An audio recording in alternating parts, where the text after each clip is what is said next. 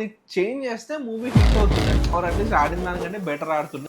Concept ఏదైతే ఉంటుందో అది చాలా బాగుంటుంది. కాన్సెప్ట్ ఒక 10 మినిట్స్ షార్ట్ ఫిల్మ్ గా చేసి ఉంటే వర్కౌట్ అయ్యింది. బ్యాడ్ విఎఫ్ఎక్స్ అంటే నీకు కొత్త వచ్చిన సినిమాలకి మల్టిపుల్ ఎగ్జాంపుల్స్ ఇవ్వగలుగుతాను. చిన్న వీడియో గేమ్ చూసిన ఫీలింగ్ వచ్చింది. డిజైన్ ఏదైతే చేశాడో అది ఎక్కలేదు. It's showtime. Hi guys, welcome back to idiots figuring out. ఈరోజు మేము మూవీస్లో ఒక కొత్త టాపిక్ తీసుకొచ్చి మాట్లాడదాం అనుకుంటున్నాము. దీని పేరు what if. So maybe we will do a series of these videos. So దీంట్లో ఏంటంటే మూవీస్ మనం చాలా చూస్తాము, జడ్జ్ చేస్తాము, రివ్యూస్ అండ్ ఆల్ మాట్లాడుకుంటాం. ఏదైనా మూవీ అది ఫెయిల్ అయితే మేబీ దీంట్లో ఒక పాయింట్ యాడ్ చేస్తే లేకపోతే చేంజ్ చేస్తే ఆ మూవీ సక్సెస్ అయ్యేది అని మనకు ఒక థాట్ ఉంటుంది కదా. సో దాని గురించి డిస్కస్ చేసుకోబోతున్నాం అనమాట. Okay, let's get in to it.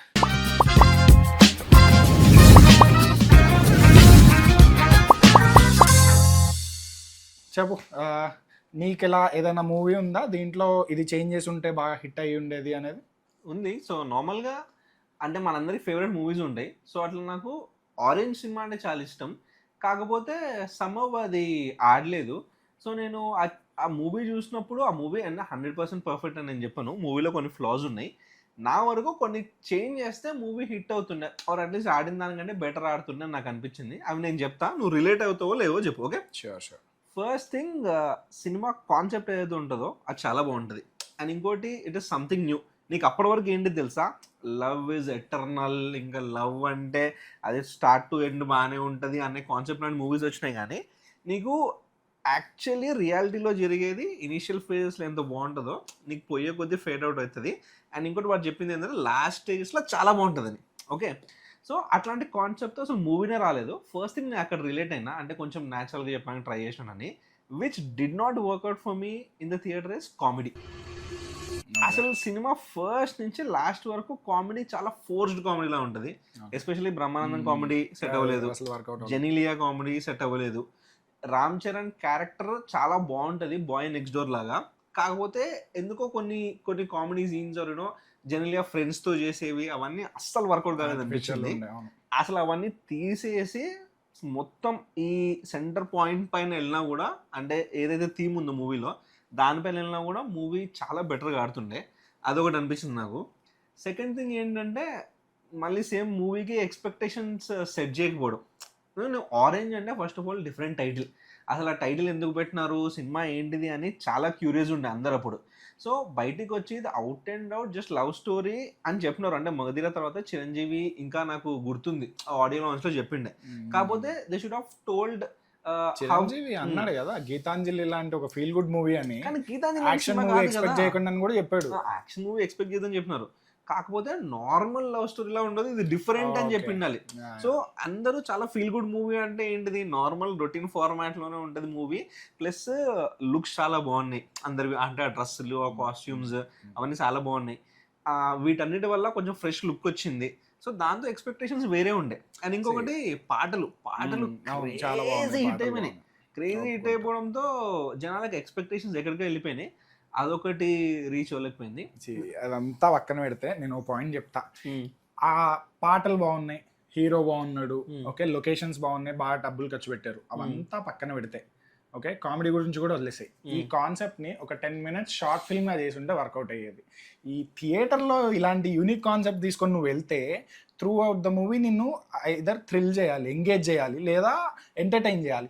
ఇవేవి చేయకుండా నేను ఒక కొత్త కాన్సెప్ట్ తీసుకొని వచ్చేసాను వర్కౌట్ అవుతుంది అని అనుకుంటే అవ్వని పని. ఓకే, సాంగ్స్ బాగున్నాయి, సాంగ్స్ కావాలనుకుంటే వీడియో సాంగ్స్ రిలీజ్ చేస్తే మనం యూట్యూబ్లో మంచి వ్యూస్ వస్తాయి. మరి అప్పట్లో వచ్చేమో డౌన్లోడ్ చేసుకొని చూసాను. నేను నీకు చెప్తా.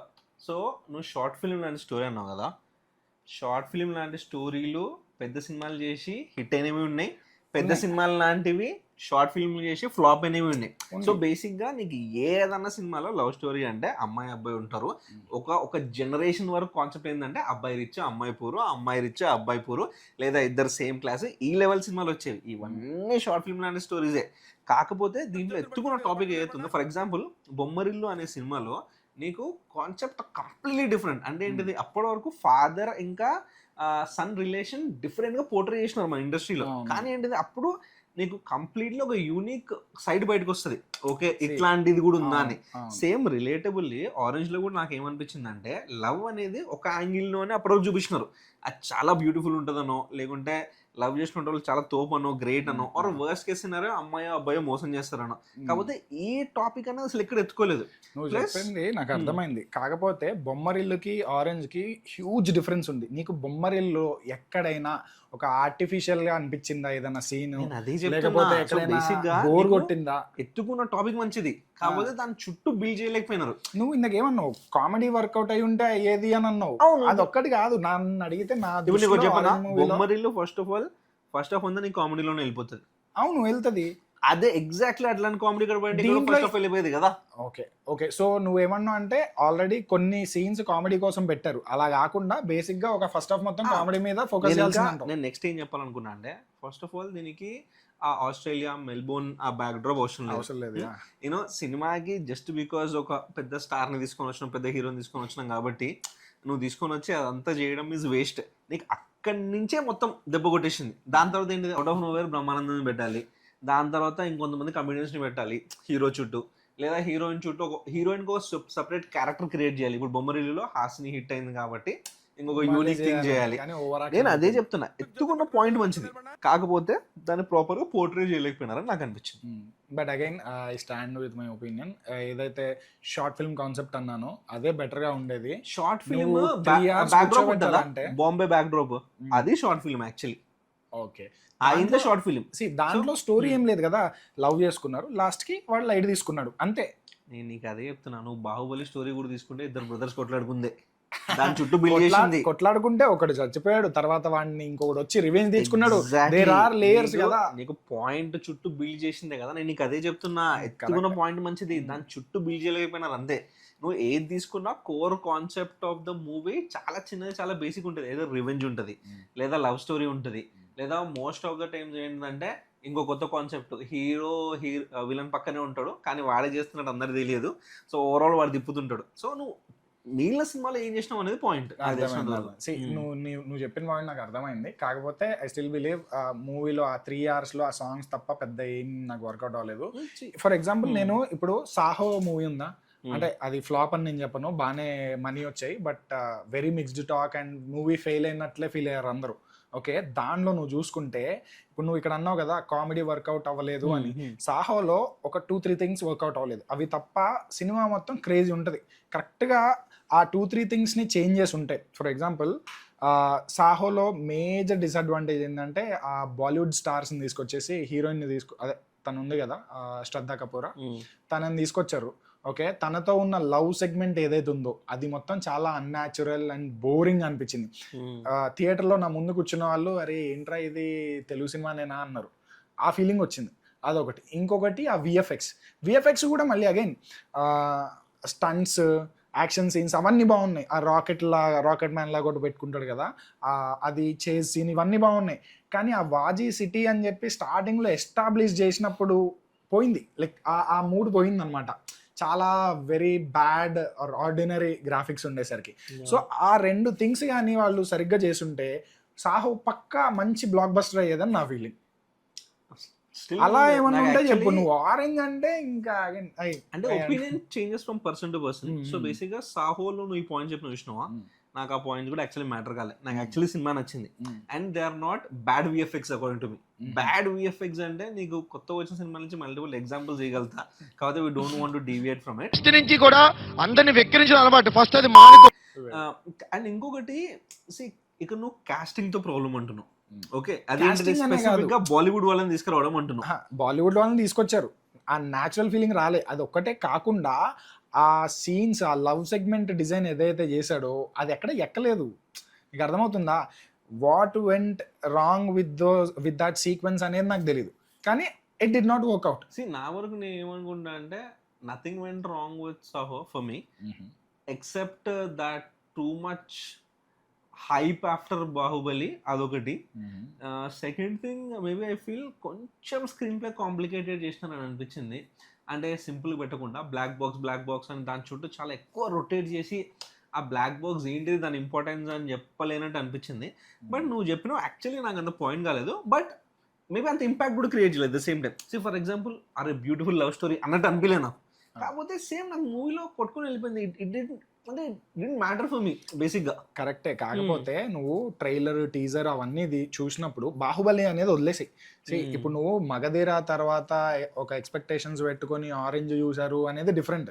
కానీ ఇక్కడ బాహుబలికి సంబంధం లేకుండా ఈ ట్రైలర్ అండ్ టీజర్ తో హ్యూజ్ ఎక్స్పెక్టేషన్స్ వచ్చేసినాయి. మొత్తం complete style different, everything different, and all those elevations scenes worked out.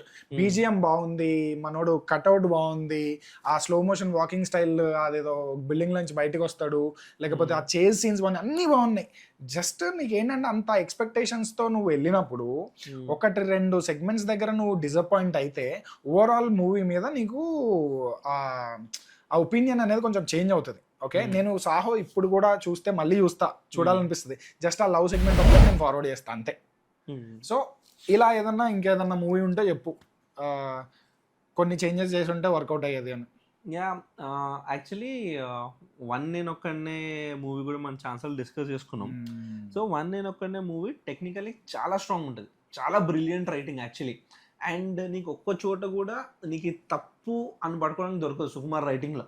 కాకపోతే ప్రొడ్యూసర్ రీసెంట్గా బయటకు వచ్చి చెప్పాను అనుకుంటా, ఇది ఏంటంటే ఈ మూవీకి మేము ప్రాపర్ ఎక్స్పెక్టేషన్ సెట్ చేయలేదు.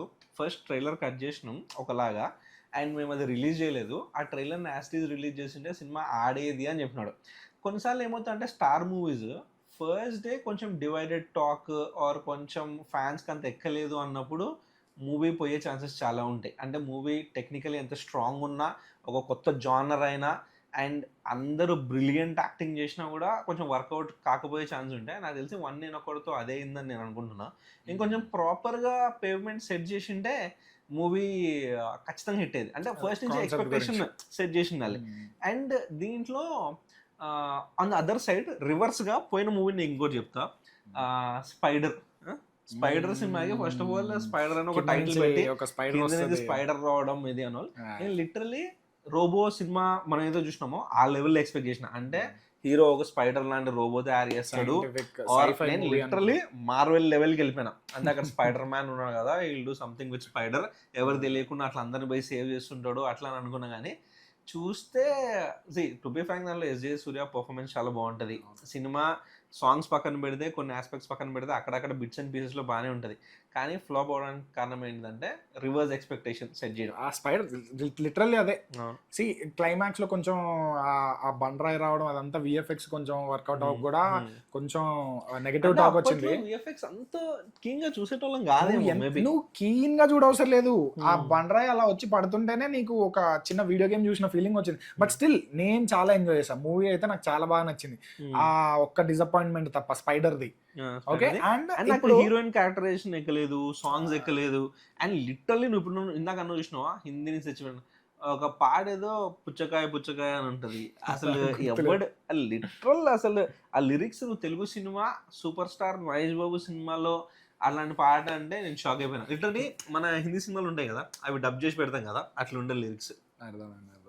సో ఇప్పుడు ప్రమోషన్స్ రాంగ్గా చేయడం వల్ల, ఎక్స్పెక్టేషన్స్ సరిగ్గా సెట్ చేయకపోవడం వల్ల ఫెయిల్ అయిన మూవీస్ గురించి మాట్లాడుతున్నాం కాబట్టి there is one more movie అది ట్రైలర్ చూస్తే హీరోయిన్ ఏమో ఇట్లా రోబోట్ లాగా ఇట్లా స్ట్రెచ్ అవుతుంది, ఒక సైకిల్ లాగా ట్రాన్స్ఫార్మ్ అవుతుంది, అండ్ ఆ బీస్ట్ క్యారెక్టర్ ఏదో ఉంది. ఇవన్నీ చూసి ఒక 2-3 డిఫరెంట్ వరల్డ్స్ లో తిరిగే scientific like science fiction movie or fantasy world movie అని అనుకున్నాం. బట్ లాస్ట్కి వెళ్ళి చూస్తే అవన్నీ సాంగ్స్ లో విజువల్స్. ఐదర్ చెప్పాల్సింది ఇవి సాంగ్స్ లో విజువల్స్ అని, ఎందుకంటే ట్రైలర్ చూసిన తర్వాత ఎక్స్పెక్టేషన్స్ ఇలా ఉన్నాయని చెప్పి జనాలు డిస్కస్ చేసుకుంటున్నప్పుడు డైరెక్షన్ టీమ్ కి తెలుసుంటే అరే రాంగ్ ఎక్స్పెక్టేషన్స్ వెళ్తున్నాయి అని చెప్పేసి అలా బయటికి కన్వే అయినా చేయాల్సింది.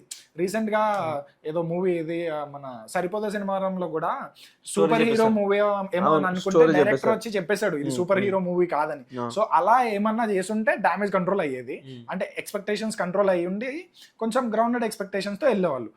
లేదా అసలు ఆ ట్రైలర్ కట్లో ఆ విజువల్స్ లేకపోయి ఉంటే విక్రమ్ అండ్ శంకర్ కాంబినేషన్ అంటే థియేటర్కి జనాలు పక్కా వెళ్తారు, సాంగ్స్ కూడా బాగున్నాయి. సో అలాంటి టైంలో నువ్వు ఈ బీస్ట్, ఆ సైకిల్ ఫార్మేషన్, ఆ రోబోటిక్ విజువల్స్ చూపించకపోతే, అదే అవి తీసేసి జస్ట్ ఒక ప్యూర్ రివెంజ్ డ్రామా అన్నట్టు ట్రైలర్ కట్ చేసి ఉంటే, అక్కడికి వెళ్ళిన తర్వాత మూవీలోకి వెళ్ళిన తర్వాత ఆ విజువల్ చూసి అరే చెరీ ఆన్ ద టాప్ బాగుంది. శంకర్ ఎప్పుడైనా సరే పాటల్లో ఏదో ఒకటి కొత్తగా చూపిస్తాడు కదా, ఇప్పుడు చూపించాడు అన్నట్టు ఉండేది. అండ్ ఆర్నాల్డ్ వచ్చినాడు దాన్ని ఆడియో లాంచ్ ఆర్ సంథింగ్, నేను షాక్ అయిపోయినా. టర్మినేటర్ ఎక్స్పెక్టేషన్స్ వెళ్ళిపోయినాయి. నేను ఆర్నాల్డ్ ని పిలిపించేసరికి నేను ఆయన ఏమో మేబీ కొలాబ్ చేసినారేమో కైండ్ ఆఫ్ అని అన్నారు. గెస్ట్ రోల్ వస్తాడు అన్నారు. బ్యూటిఫుల్ లవ్ స్టోరీ అది. నువ్వు ఇంత గమనించినావా, మనం లవ్ స్టోరీకి రూట్ చేయలేకపోయినామని.